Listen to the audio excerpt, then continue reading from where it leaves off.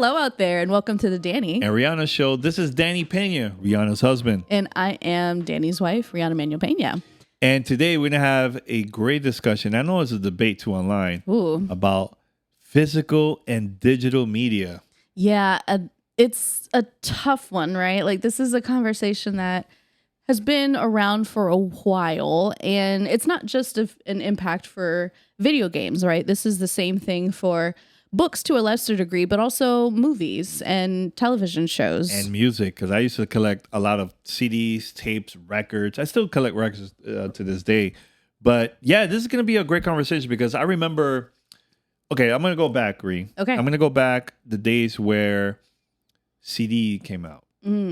Everybody was like, "Oh, this is the thing." I was there. I was so against CDs when it came out. Wait, so you were all about tapes? All about tapes. Okay. Because tapes, I had the funds to buy a tape recorder and all this stuff. With CDs, remember the time where people will have like CD burners and they will download music online and then burn it?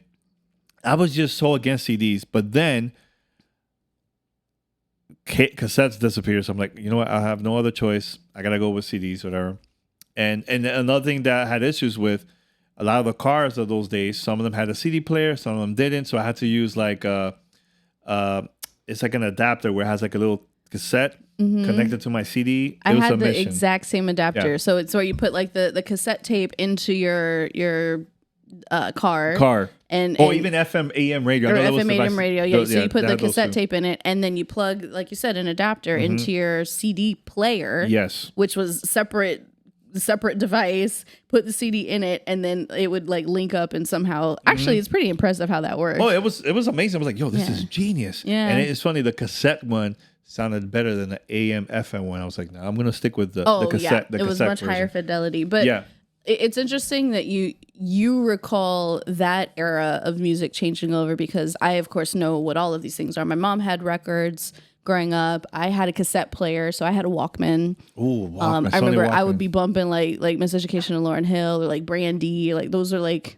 my little black girl R&B jam. Yeah. But I remember the changeover to the CD version of a Walkman, and I got that one, Sony, and how unreliable it was compared to the cassette technology. For me, being a dancer, I was like bopping around my room. I was like running down the street, doing jumps and leaps and turns and stuff. And CD players, if you recall, skipped quite a bit, especially the handheld versions. Yes. So for me, obviously, we go from floppy disk to CD drives and a computer. You get, exponential increase in the amount of data that you can store. So many, many more songs. But I really got frustrated because I felt like it didn't work as well for what my use case was, even though I could listen to a lot more songs on a CD player in theory.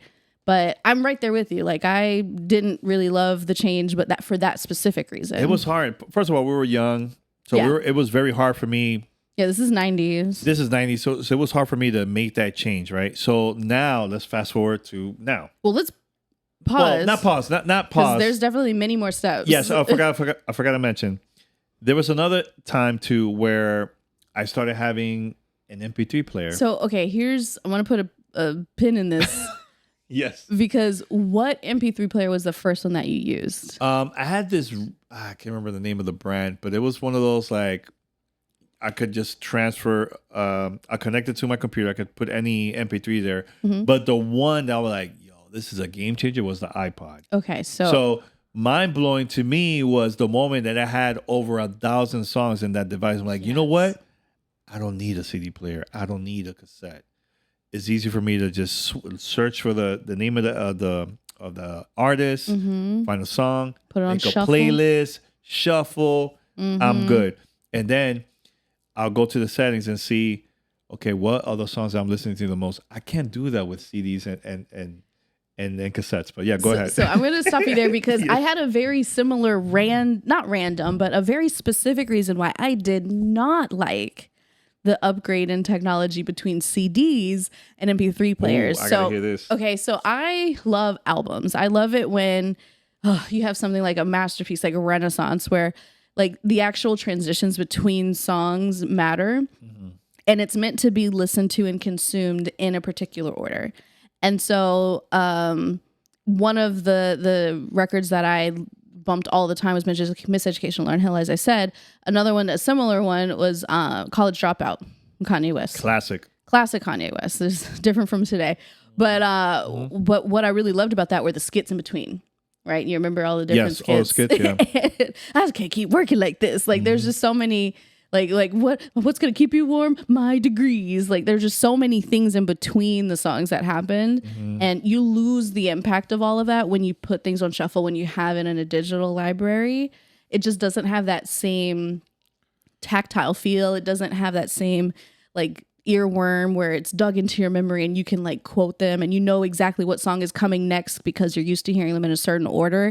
I love that. And as somebody who really loves music and especially dancing to music, that meta story of hearing an album and knowing exactly what's going to happen in the next song mattered a lot to me. And when we got to MP3 players and we lost that for the most part because you're either listening to things in alphabetical order or you make your own playlist or you shuffle or whatever, you lose the album, right? You have lots and lots of music, but you lose the albums. And of course, that's come back around and people have figured out ways to do that. Technology is a lot better. The technology is a lot better now. Like you listen to like Beyonce's album now. Renaissance. The masterpiece. Transition from one song to the next because it's meant to be a smooth it's meant to mix. be listened to as we used to, right? And back then it was little mix, weird. Like when the it comes tempo to that. wasn't like putting together an album's like putting together a great show. Like it's important, the beats, like how you're vibing in one song and the like moving into another version of that story or another version of that that experience or the next chapter in that book, if you will.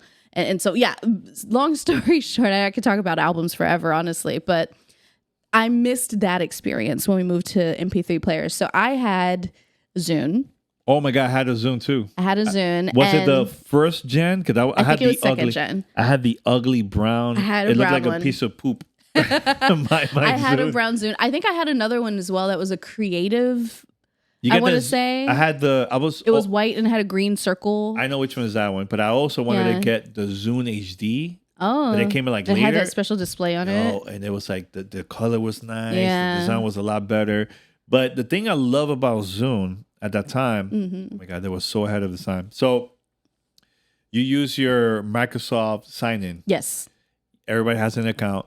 So I'll see what my friends are listening to. This is like before Spotify, before Discord. all that stuff.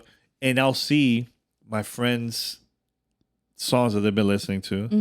And also, I could meet up with a friend that also has a Zune and be like, yo, Reed, you got to check out this track. And click. And then I'll just goes right I'll to send you the song. Yep. And you will have the song for like 2 days. Yep. I And then remember I'll get that. it back.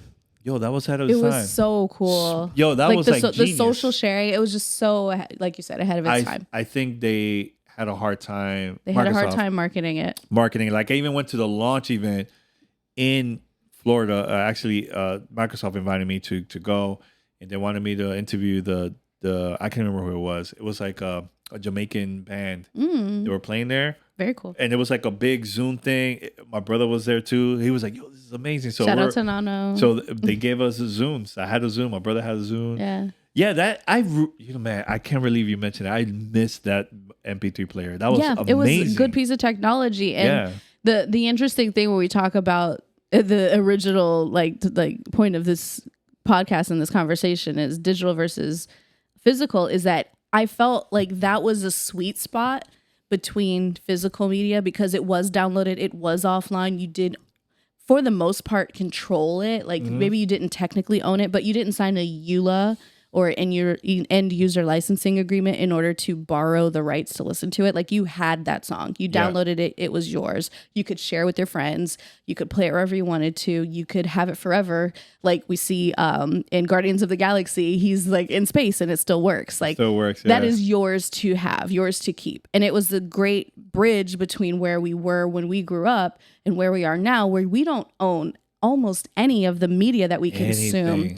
So kind of moving forward in the technology and the conversation, where we are now is, as I mentioned, an end user license agreement essentially states you are paying when you buy a movie on Vudu or whatever, or the iTunes store. if you download a game from the Xbox store, from PlayStation store, or whatever, Nintendo, if you are listening to music on Spotify, you sign an agreement that says you do not own this music. You are licensed. You're paying for a licensed rights to listen to it or to experience it, and you cannot reproduce it, so you can't share with your friends. No, not legally.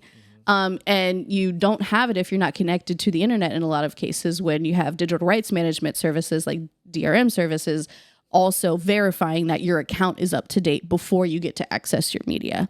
So all of that technical jargon essentially boils down to you are paying for something that you can't always take with you or access. And we've seen the ramifications of this recently with the shutdown of Crunchyroll. Yep. And it's really difficult for people to grapple with the fact that they've created a library of content, be it games or music or movies or whatever, that they love, they've consumed, they've shared with people in their lives, and feels like it's theirs, but at any point it can be taken away. And that's really jarring, but it's legally what we agree to when we sign that long thing, and we put a check mark at the bottom of it, and we just move on. Nobody reads that. And here's the problem, though. It's more convenient for people like us who have the privilege and the blessing and the access of incredible connectivity. It's more convenient to download something or to subscribe to something than it is to go out and buy it. Yeah. And we pay for that. You know what's crazy? Because you mentioned about all this stuff, and it reminded me of the early days of Xbox One before it came out, where that was the vision of Xbox, where you always have to be online. Yeah. Download the games. I remember all that stuff, right? Very unpopular. Very unpopular, but guess what? Every company does that now. Yes. PlayStation does it. Nintendo does it. Steam, Epic, everybody.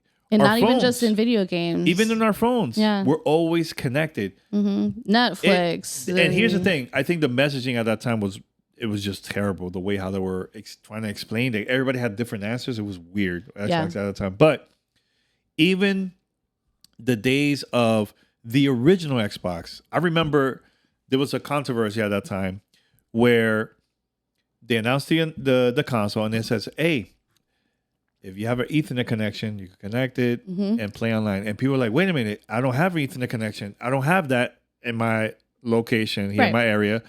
I only have a 56K modem. We're like, well, you can't play online. Yep, too bad. You're left behind. This is the future. Yeah. Microsoft done that multiple times. And now we talked about Zoom also and with Xbox One. It's like, I feel like they always are ahead. The Connect. They're always ahead. But it's either the messaging is just wrong, bad marketing, or something that just doesn't work out. That people start getting mad. Yeah, it's not sticky with the audience at all. Fast forward. Now we have current console, Xbox Series X, S, PlayStation 5, and Nintendo Switch. Guess what? The disc of the PlayStation 5 and the Xbox games. Yeah, you get the disc, the physical, but guess what? You're actually downloading the digital version of that from the disc to your console. After that, you don't need the disc anymore. The only thing you need is just to verify that you're the owner. And it gives you a head start on downloading the actual data. Yeah. It goes faster. Way faster than actually. Yeah, way faster. So, but that's the part that I'm kind of, and I was about to say something about that. So, I used to collect a lot of games. Sure. A lot of games. I had 300 plus 360 games, a couple of PlayStation 4 and Wii games, physical. It was insane. It was so bad that I had to get a storage. So bad that I had to get that. Then I decided I want to go digital. I think going digital for me worked out because one, I don't have to get up to change the game. It's a lot easier to just switch and go. And also, we have a house. We have a daughter. We need space. Imagine me, here with 300 games. You will be like, okay, we got to do something about this. I'm a little bit more understanding because I too collect things. Of course. But I get it. But you get what I'm saying? Like, we need space. And the problem now with these digital games is hardware space. Is it going to be enough? Like, I remember I had so much music digitally that I ran out of space. I'm like, I ran out of space on my iPod. I ran out of space on my computer. Oh man, let me go to a local You're constantly store. like trying to go back and switch out which songs you want to listen to. Yeah, so it's like, okay, so I can't have physical because it's too much. Mm-hmm. I can't have a digital It has download. It has a limit. Also a limit. Now what? Like now we have streaming. So the thing that's been working for us exactly is the streaming one. Like we stream a lot of movies and a lot of TV shows. Yeah, we don't own them. We stream almost 100% of our entertainment. 100%. Almost 100. What do you mean almost? We don't have local channels. We use everything streaming. It's all streaming that we use. I put in a disc every once in a while to watch a movie. I have never. Yeah. When was the last time you? When was it? Maybe the last the time Marvel. I watched Dungeons and Dragons. I bought I bought the Blu-ray. Actually, yes. That was the only time since we've been together. That's the only disc I remember that you put. Yeah. But the more. Well, I also still watch VHSs. VHSs. I have a number of VHS tapes and a VHS player of some of my favorite videos and movies that I got from a place that was down the street from me when I was in college that sold VHS tapes for $1 a piece. And I would collect my favorite movies in VHS so I could always have them because it was already the future, right? It was the 2000s. Yeah, you know what? Now, for me, what I usually do is I download 80 to 90% of digital games. If there's a game, I'm like, man, I need to collect this. This is amazing. We have some discs. Yeah. So, for example, the last disc that I actually bought, but it was like a nice set, was Tetris Effect Connected. But you still signed an end user license agreement when you boot that up. But here's the thing. And there's still DRM, digital rights management. But here's the thing, Ree. I've never opened that box. Oh, it's just for collection. Yeah, because that's what I was going to say. I was going to, like, there's certain things, certain games, certain movies that you just want to own. Certain albums. Yeah. That I will buy the physical. Not every single album. I get not you. every single game. That's why I have the complete box set for Buffy the Vampire Slayer. like right now, I have a stack of just vinyls, video game soundtracks, hip hop, anniversaries. Like I bought a Keras One album. There's like the 30th anniversary. I bought like a Wu-Tang album and all. But those are like for me to have display. Maybe we have a record player. People come in, like, just to keep it old school at night, But it's different when you have when you take out a disc or a record and you just put it into the player. The smell of physical media. Yeah. But same thing with games. Like you open it up, the plastic, put it in. You remember like what was your trick for taking the plastic off like a DVD case? You remember that? Yes. How hard that step was? So I usually do this now for games and or music. Which one? Games? I could tell you my little trick. Games and DVDs or Blu-rays or whatever. With games, let's say this is the game, and I go to the side. There's like a little hole right here, divot. and I just with cut what? it. What would you use? What was your go-to? With my key. Your key, okay. I'll use a key or a quarter or whatever. The back of my earring was always my go-to. That's a good one. I would always, because it's a little tiny, you just prick. I go like that, wrap it up. So satisfying. But the part that I hated, I have to be really careful, is sometimes it will mess up the plastic of the case. Yeah. So I had to be really careful how I cut it and how I open it up because there's tape on top, on the side. Yeah, a little tiny sliver of tape. Yeah. And I'm like, no, I don't want to mess up my case. But if I'm collecting it, I don't open it. I just have it there. Just leave it in the plastic. Just leave it there, yeah. But at the end of the day, I feel like times are changing. It's actually cheaper for companies to just release a digital version. Of course, than a physical. They don't have to deal with manufacturing or packaging or distribution. Like, there's no delays, no leaks. But there's going to be moments. Virtually no leaks. There's going to be moments where companies be like, you know what? Let's make more money. Let's release a WandaVision collection or the Spider-Man, the Spider-Verse one. I would buy that.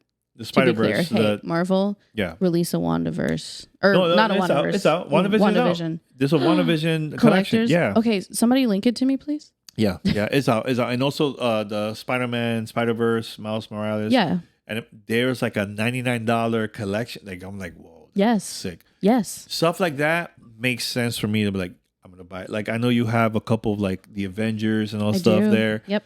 That makes sense. I do every Marvel collector's edition that I can find. She always goes all out. Yes. I'm surprised that you don't have anything like with Avatar. Very surprised. The Last Airbender? Yeah. I do have it, actually. I bought it recently. The physical? Yeah.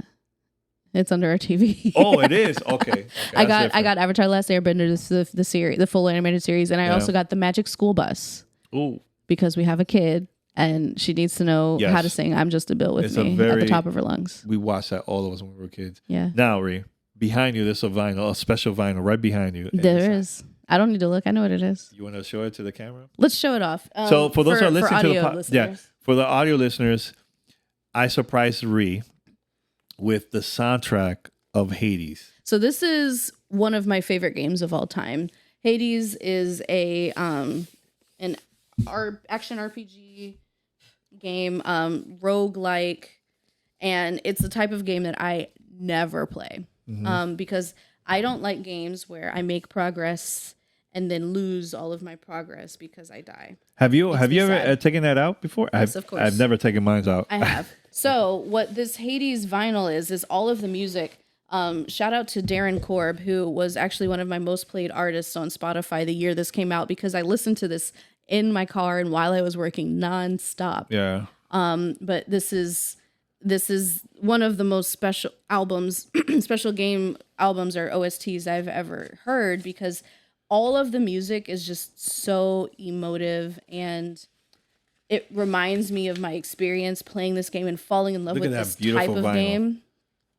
But if you can make it out, there's actually a transparency and you can see through the actual records. Oh, if you flip it, it's another design. And there's a different design on each side representing each of the gods that you are empowered by throughout the game. So this is a very special vinyl set, which I have never played, but we're going to buy a record player. For those who are listening, please let us know what's like the best record player for us to buy. We want to play real records and Bluetooth, of course. Now, Ree. But I wanted to say one more thing about go this for it. vinyl set, is that I don't necessarily need to own every piece of media that I enjoy, but I'm going to put this away later because I don't want to mess it up. But there are certain ones that are really important and I want to have forever. The problem is that's just not always possible. It's not always attainable. And what I love, like a Hades vinyl, for instance, isn't something that is mainstream enough for whatever company owns the rights to it to make all the time or to make in perpetuity. And that's the problem that we run into as consumers, where for many years now, we have shown by voting with our dollars that we prefer convenience to permanence. And it's a shame because in almost every medium except for books, we are losing out the physical aspect because we keep ignoring it. And when games release in the stores, more people tend to buy them online or even stream them if it's a cloud game, than purchase a physical copy. Now, physical media, physical games specifically, music too, but more so games, obviously still, right? They obviously have a place. People are clearly buying discs and giving them to people, or you playing them themselves or using them themselves to listen to things. However, an overwhelming majority of sales these days are digital. And the more and more we vote with our wallets in that direction, the less and less physical media we will see. And it's tough because there is a very passionate group of people and a very rightfully frustrated group of people who are crying out to save physical media. And I just don't see it happening. We are even seeing the death of places like movie theaters for seeing things in person. There's movie theaters that change they're changing their lineup. They're not the lineup, but more like subscribe and you could go multiple times a week, like that. So begging for customers. I don't know about begging, but it's just, for me, I'm a subscriber, so I go to movies all the time, and it works out for me. But not everybody's going to do that, of course, and it's really sad for me personally because I do enjoy physical media. Obviously, I've shown some that really means a lot to me, and there's many more things that I own that I find to be very near and dear to my heart. As somebody who falls in love with stories very easily, but the problem is, it's not as profitable, and I know that it's really, really frustrating for people who don't want to see it go away. And I don't think it'll ever go away completely, but it will become a collector's hobby. Like you're saying, collector's editions. Like people collect vinyls, but vinyls aren't the main way that music is printed and shared. Like people collect like Blu-rays now, but physical disc for videos is just not the primary way that people consume video media either. And it's just gaming is going that same direction, and there's really no turning back at this point, in my opinion. So I'm gonna give you one. I'm gonna give a couple of stories. So one is one thing that I do miss, and this happened a lot back in the days, where artists will be at a store and when their album comes out, you buy the album, they sign it. Sign it. They sign it. Like a book signing. Yeah, book signing. How are they going to do that with those digital? They don't. And that's the thing. They don't. They have a release party and everybody like downloads it on their phone. It, like, oh yeah. So I've been to a bunch of those like back in the day. I have a lot of albums signed from different artists. So like they could sign a QR code now. So I have Nas that signed his third album. Third album. Nas I Am. Nice. He signed that. Is it third or fourth album? I can't remember. But anyways, he signed that. And it was cool, man. Like, going over there, I got to see Nas. I got to see Eve before she blew up. Ooh. Big Pun was outside. Like it was cool seeing other artists there supporting Nas and everything like that. I remember also being at MTV TRL, and it was like Hip Hop Week, and I had a magazine that was the cover. It was Snoop Dogg and Dr. Dre, and it was the cover of this magazine. Doesn't exist anymore, but it's called Blaze. I remember that. So they were there performing. And I'm like, yo, Snoop, Dre, can you sign it? So Dre, I think he was signing other autographs. Snoop came up to me like, yo, he signed it. I got that. If it's digital, you can't do that, right? Yeah. I remember I went to the Tribeca, and this is super recent. It was like last year. I went to the Tribeca Games Festival where Sam Lake, Remedy, had a panel / talk about Alan Wake 2. And I was there. Great game. Great game. I was super excited for that game. So everybody was like in line outside of the venue because they wanted to get autographs from Sam Lake. Mm-hmm. So everybody had a physical game of Max Payne or other games like Control or whatever, right? Or other games from the studio. From the studio, yeah. But here's the sad part. Alan Wake 2 is only digital. There is no physical. There's no physical. Yet. I hope Epic will change. As of right now, wink, they wink, nudge, nudge. haven't said anything. But game of the year for many people, I think they would have a number of interested customers. But imagine me going to like a Nintendo event where Miyamoto's there, or somebody from Nintendo that worked on the game. Mm-hmm. The game is only digital. How can I get that game that they worked on signed?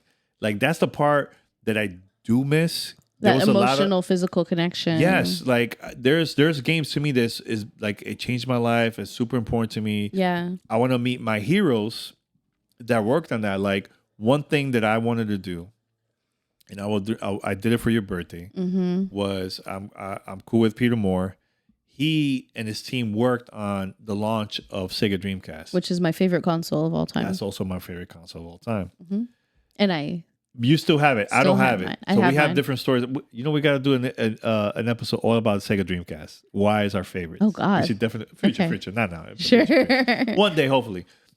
My birthday was coming up. Birthday's coming up. I had Peter Moore. This is during a time where I used to work at G4, and he was there in the studio. Too. No, at that time you weren't working there anymore. I was still there. It was the week I got fired. You're right. You were there. My bad. You were there. Yes. So I talked to him. He's like, yeah, I'll sign it. So he signed it for you and everything. And I'm like, damn, that's so cool. And he also signed my console, my Xbox 360 console. They only made like 100 of those. Mm-hmm. It was for the 10th anniversary of Xbox Live, and he signed it. So you signed both consoles. Yeah. And I shouldn't say fired. I was laid off. All of the directors. There's a big difference between all fire the directors and were let go. Yeah. So he signed that to you. I give it to you. You have it as a display. Cherished very important memory. Imagine if it's a digital cloud streaming and there's like no it's like device. your USB plug-in for your cloud streaming game device. That's the part that I'm gonna miss the most. I get it. And it's odd to be so attached to physical things. I understand. And I don't want to say odd as in unusual or uncommon, but odd as in it's a weird feeling. It's an awkward sensation to to find such emotional resonance in things. And I know that like physical attachments aren't always healthy, but there are some things that just hold memories for you, right? And there's some things that really just, when you see it, when you touch it, when you smell it, like it just brings back all of those feelings and those emotions and those memories. And it's a shame that we're moving away from that. Now, I don't know what we're moving towards in place of it, and if that will be as satisfying to us as humans, as people who love media, who love stories, or not. But as I said, it is an inevitable future that we're going to see less and less physical media moving forward, and it's going to only be a collector's hobby, and it will not be a major source of income for a lot of businesses, because we've just simply shown through our consumers' behavior it's not what we want. Yeah. And it's just sad. The sad part about all this, the other day I went to the store, because I even told you, Rhea, I'll be right back. I'm going to go to Target. I'm going to see if I could look around, buy something, whatever. And I went to the video game section. So I went to the Xbox section first. Mm-hmm. And I looked at it, and I'm like, before I take a picture, let me go to the PlayStation one. I go to the PlayStation. I'm like, okay, PlayStation has some physical stuff, physical games there. I went to the Nintendo one. Again, physical games and everything. And I went to the Xbox. There was no physical. It was all cards. Yeah. Digital cards hanging up on the wall. Either for Game Pass or download the game. Download the game digitally. Yeah. And it's like a scratch off card or something. Or like peel open. Yeah, it's one of those cards. And I'm like, this is the future. I went to Best Buy because I went to get some drinks at Total Wine. Across the street was Best Buy. Yeah. And when I went to Best Buy, I've never in my life felt like sad like that at a store. At a Best Buy was fun. Remember the days of Best Buy? You go, you look around, look at the movies and music. I mean, this was me and Blockbuster. This was me and Sam games. Goody. Like all of these things are going away. Yo, there was no physical. It was all like hardware, like computers, consoles, no games. I mean, that's similar to going into a GameStop these days. It's all toys. Games? Really? It's like there's hardly any games now. It's all merch. There is a lot of used games. Used games for sure. The used games market is really healthy. Yeah. But a lot of merch, a lot of like guides and stuff like that. And then they probably have like buy the iPhone and Android device. It's just not the same. It's not the same as like going in and you see every game, console, everything you could think of, every release on the shelves. You know what was really dope? Last year when I released my children's book, it was a physical version. Of course, there's like a digital version. People want to buy it, but Daniela's video games available at Barnes & Noble and Amazon. Yeah, you could go buy it. But the thing that I love about it, we did a launch event in Miami, and we had a bunch of physical copies of the book. We ran out for all the kids there. Yeah, people came in. Yeah, we did autographs and everything. My cousin, he's the author, Mr. Luna. Shout out to him. And that felt really good. Like, wow, that was awesome. Like, and the kids absolutely loved it. Like they would pull it out and they'd point to the pictures that were their favorites and say, "Look, that looks like me," or "That looks like my sister or my brother." You can't do that with physical, man. Like I'm even gonna go way back. And you remember this, every Friday, every Thursday night, I'll go to Blockbuster Music. Yep. No, Blockbuster Video. Blockbuster Music, I'll go on a different day, actually. It was on Tuesdays, actually. So anyways, on Friday nights or Thursday nights, we'll go to Blockbuster Video. There's a new movie. I'll go look around. Okay, this is a new movie. They don't have that many copies left. I grab that movie. Put that movie at a different location to hide it. I'll put it like the worst movie that nobody will know. You were that poor little teenager working there's worst nightmare that had to go through it to restock all of it. I used to do that all the time, and then I talk to my cousin. Yo, there's this movie there. Let's go. We all chip in, and then you go get it. We get that and multiple movies. I miss those days, man. So those days for me was every Friday afternoon after school. My mom this is back when I was living in Cincinnati, Ohio. Yeah. My mom would pick me up from school, and on the way home, there was a Blockbuster on the main road on the way to the house. And we would stop at the Blockbuster Video, and she would let me pick out a movie, and she would pick out a movie. We get some snacks, and then we go home and we watch the movies together. That's dope. It was so sweet. That is cool. But I would always check out like the one section that had the new releases, but then I would always go back to my tried and true, the comedy section. That was always where But I see, ended up like going. I miss those days, but also I have memories with you Yeah. where it was during the pandemic. We're at your apartment, and every Friday we watch a movie or something. Like we Find made something to watch, a new TV show. there was no something. movie theater, nothing. We were stuck at the apartment, and I remember watching the Godzilla movie with The you. Godzilla movie. Yeah, It was pretty was fun. it? Yeah, Godzilla. Was it Mortal Kombat. Mortal Kombat? We watched that at That home. was fun. We watched a lot of movies that We got came into out. Emily in Paris. That was another show. But those are memories that I will always remember. I will never forget that. Cherish those times. Always. And so It was us getting to know each other too. yeah, That was our first year together. There's good and bad about just digital stuff. Yeah. But I feel like you could change that and make something positive. Like the movies I just mentioned right now at the end, that was all digital, and we made it fun. Yeah. Of course, I'm gonna miss the physical, and Yeah, doing this because stuff. if we could have a copy of, let's say, the Mortal Kombat movie, and we remember putting it in our whatever player, and like we have it up on the shelf, and every time I glance at it as I walk past, I remember those date nights that we had. Like it does have a different impact. It hits different for sure. Yeah, but I think it's easier access right now. It's so much easier than. Oh, well, of course. And again, all of this goes back to privilege and access, right? Like the more people who can enjoy and consume and critique and evaluate and be inspired by media, the better, in my opinion. And things that are in physical print are in limited supply. And I could tell you a story about that. I get it. And they're like, and you obviously living in another country have experience with that as well. Like it's hard to get stuff some places. It's hard to play it.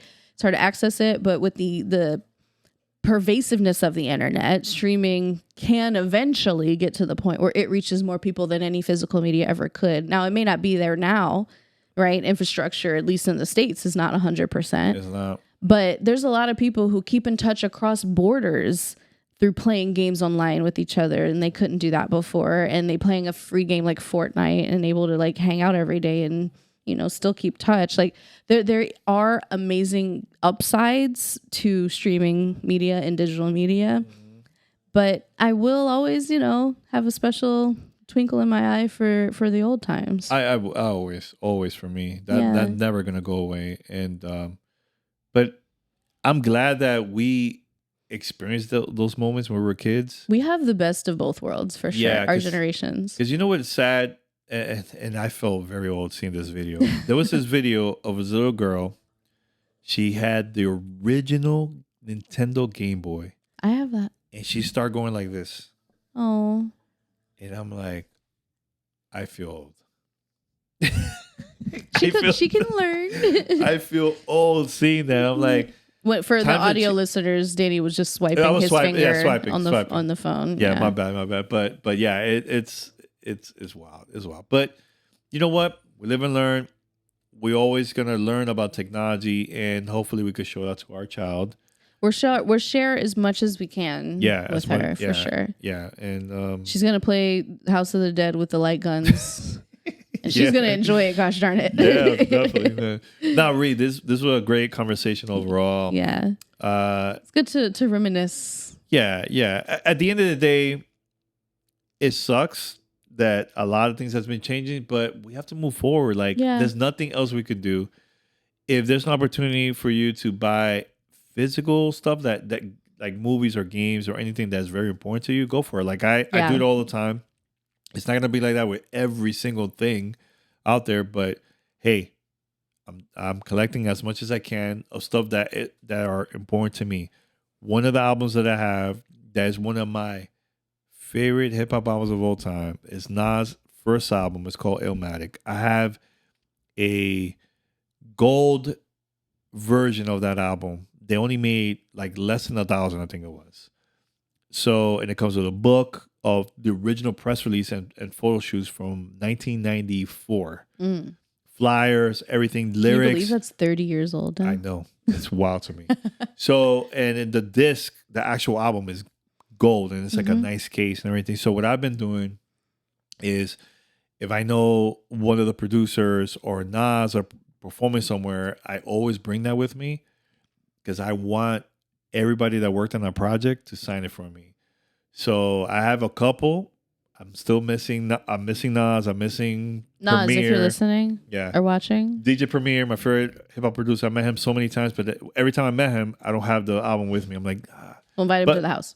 but I can't do that with digital. So I'm happy that I got that album, and I'm gonna try my best to get that signed in the future. But that's all I wanted to say to end it. But yeah, what about you?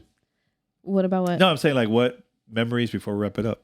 Anything? I mean, else? I've given lots of memories. Yeah. Do you have anything like important to you that you feel like I would like to get this signed or something like, you know? No, because a lot of the stuff that I have, I appreciate it for what my experiences was with it, not necessarily the like I don't feel the need to have, you know, people validate it for me by doing that. And I don't maybe mean that word in a way that's saying like that's what you're trying to do, but for me it's already special. Like I don't need it. I don't need it signed for it to feel different. The reason why I said for me is because, of course, it's special even without the autographs, but it's more of like, wow, they gave me the stamp, like, yo, you got it. Yeah. Like, you know, like it's like more like I have a VHS copy of Down with Love that it's like it's a movie with Ewan McGregor and Renee Zellweger that like it is not like collector or special at all. It's literally just a VHS copy I found in this store in college. But I've watched that tape so many freaking times because it's one of my favorite movies. That's awesome. And I just know all the scenes and I have such a great time. I always have a little drink when I'm watching it and I have a great time. It's like a little party for myself. And like having that experience is enough for me. That's good. But That's good. Yeah, I mean, you already told the Peter Moore Dreamcast story for me and like that's the coolest signature I own. Yeah, that's true. That's true. By far. Yeah. And yeah, I mean, I guess like if I could get most of the cast of Buffy to sign my collector's like DVD copies, that'd be cool. But like, I don't know, it's still special to me anyway. Yeah. Well, I think we should wrap it up because we went long. This was a great conversation. My God. Yeah. If you guys want us to talk about other topics. Yeah. Let us know on socials or like under the description, not the description, under the comments on YouTube. Yeah, give us suggestions or things you want to hear about. Yeah, if you listen to podcast services, you could also comment into there. But this was a great conversation. Share, like, subscribe, all that good stuff. Go for it, yeah. Let us know how we're doing. Definitely. But yeah, it's fun to skip down memory lane, but also just to think about the fact that our kids' future is going to look very different. And very different. You know, it's important that we remember our experiences and do our best to share that joy. And definitely. Sometimes it's easier with a piece of physical media, but sometimes you can share it more far and wide with something digital. So there's upsides to both, and I'm curious to know what you all think is the future. All right, well, we're gonna wrap it up here, and remember, follow us YouTube, also all the podcast services. Just subscribe or follow, and spread the word. Share it with your friends. And be like, yo, they had a great conversation about physical and digital media. Share it. You could text it on your phone or email. Okay, you know how to share stuff. You know, I look, I'm just trying to make it easy for everybody. But anyways, share it, and next week we have another great conversation about something. We have a couple topics planned, so that's it. Until next time. Bye. Bye.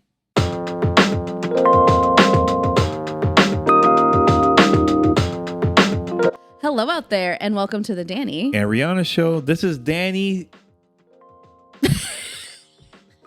One more time. All right. Yeah. 3, 2. Hello out there, and welcome to the Danny. And Danny. Danny and Danny. Woo! Yeah. Oh my God. Okay.